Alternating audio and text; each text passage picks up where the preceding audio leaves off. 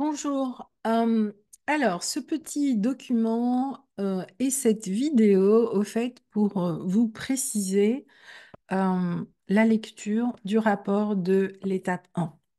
D'abord, je vous souhaite une belle et heureuse année et je suis heureuse de vous partager l'espace de cette vidéo. Comment se déroulera la lecture du rapport de l'étape 1 de l'analyse des potentialités et propositions des USP pour vous présenter bien aussi la synthèse de l'ensemble des missions qui a été réalisée depuis le mois de mai jusqu'à donc octobre 2023. La préparation des ateliers qui auraient dû avoir lieu en décembre et qui vont avoir lieu donc en février à Rabat, à Oujda et à Bni Mellel. La suite donc de la mission qui devrait s'étaler donc jusqu'en septembre 2024.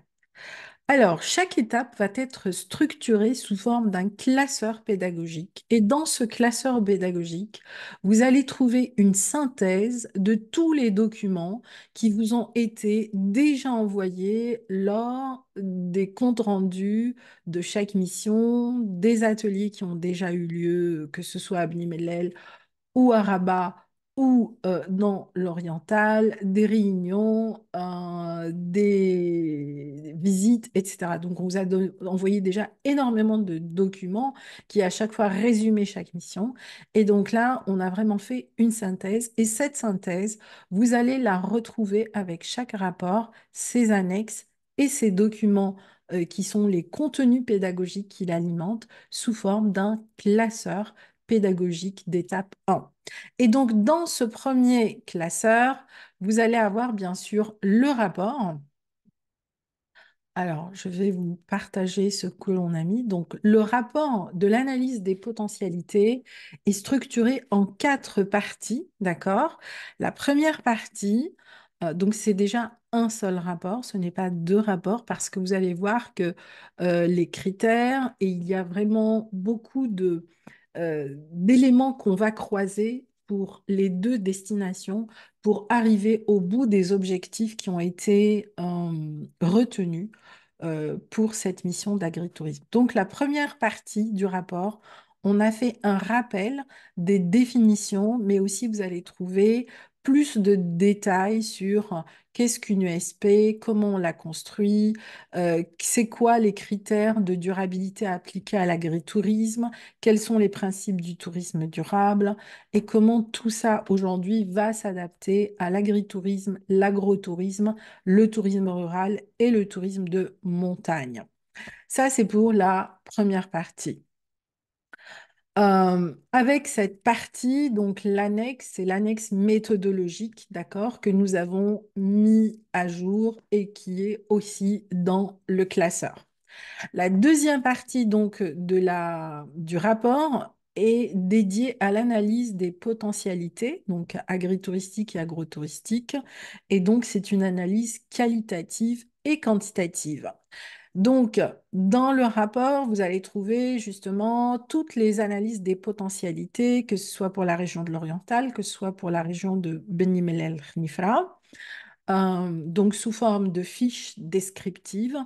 Et vous trouverez en annexe donc, du rapport les PPTX que nous avons simplifiés et mis à jour, donc que nous avons déjà envoyés, sur l'analyse préliminaire des potentialités de l'oriental et de Benimel. Donc, rapport PPTX qui a fait l'objet d'une réunion à la DDRZM avec Madame Nahid le 1er août 2023. L'atelier de formation à Beni Mellel Khnifra, donc, qui a eu lieu à Iminifri en septembre 2023, et l'atelier de formation qui a clôturé cette étape, donc le premier atelier de formation action qui a eu lieu à l'Oriental, à Bénis Nassem, le 30 octobre. Voilà, donc ça, ce sont vraiment les annexes qui vont alimenter toute la partie d'analyse des potentialités, auquel, bien sûr, nous avons rajouté maintenant une partie importante qui est la partie quantitative.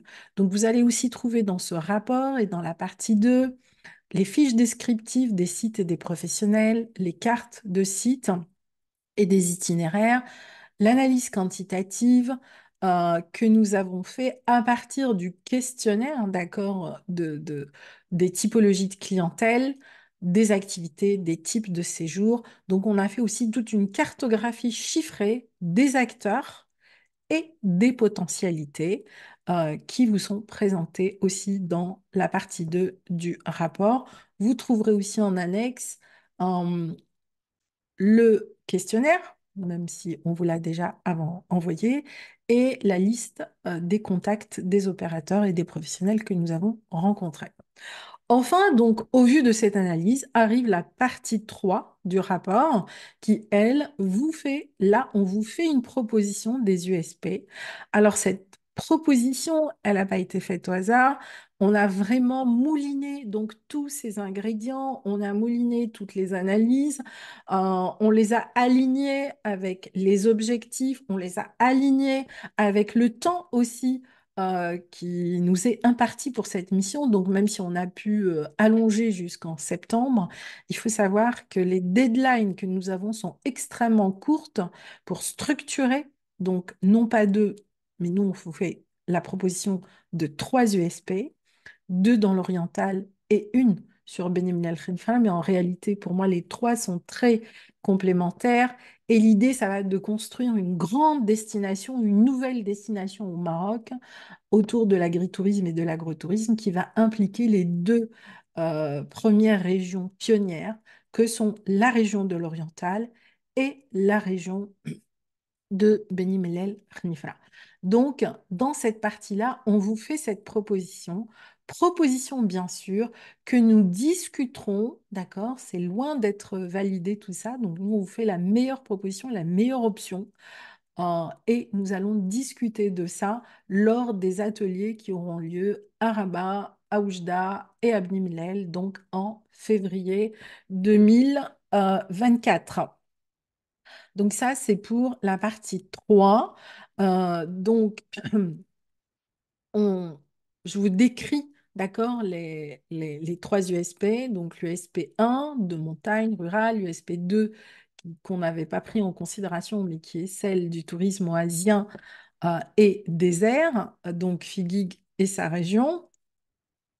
Et enfin, l'USP 3 autour donc du tourisme de montagne et rural en lien avec les modes de vie sur la région de Beni Mellel, Khenifra, ainsi que la coordination et l'organisation des acteurs pour pouvoir mettre ça en œuvre à partir donc d'avril jusqu'en septembre donc 2024. Ça, c'est pour la partie 3 du rapport. Enfin, il y a aussi une partie 4 du rapport qui est celle des étapes de mise en œuvre, de la suite des opérations, donc du déroulé des ateliers, du choix du déroulé des ateliers qui auront lieu donc en février.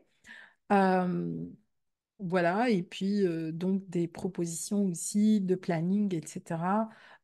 Et du contenu pédagogique.